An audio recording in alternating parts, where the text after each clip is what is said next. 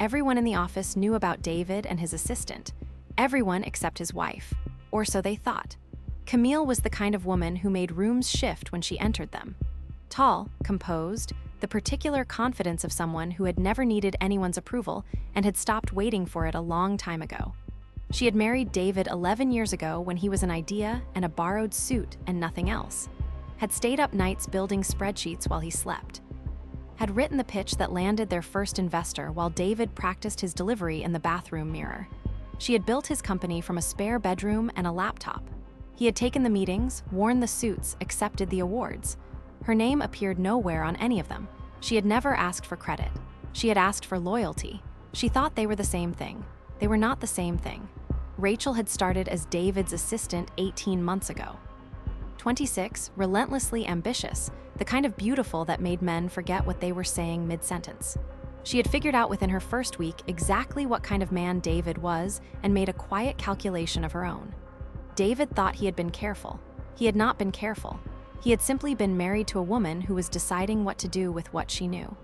Camille had found out 7 months ago, not through a dramatic discovery.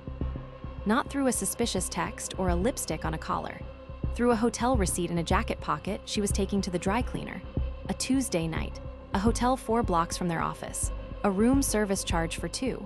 She had stood in their bedroom holding that receipt for a long time, then put it back in the pocket, taken the jacket to the dry cleaner, and come home to make dinner.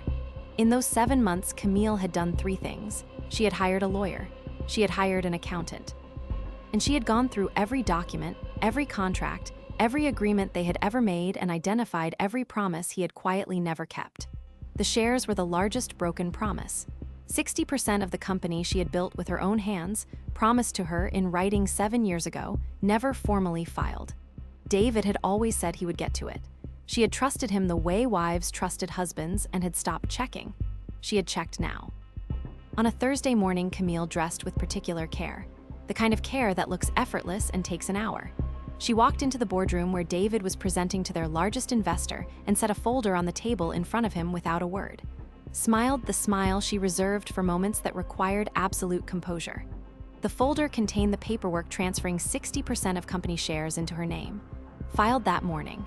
Notarized. Complete. David opened the folder. Closed it, opened it again as though the contents might change. Camille thanked the investor for his continued support, shook his hand with the warmth of a woman who had just won something without raising her voice, and walked out. She passed Rachel's desk on the way. Stopped. Told her she was welcome to him, that she was also welcome to the energy it took to manage a man who needed that much managing. She said it without cruelty, the way you say something true that requires no embellishment. Then she walked through the lobby she had designed, past the marble she had chosen, out through the doors she had held open for David 11 years ago when he had nothing and she had believed in him anyway. A car was waiting. She had arranged it that morning. She got in, closed the door, and sat with the quiet of a woman who had just put down something very heavy she had been carrying for a very long time. Some women spend years building someone else's dream. The lucky ones wake up in time to build their own.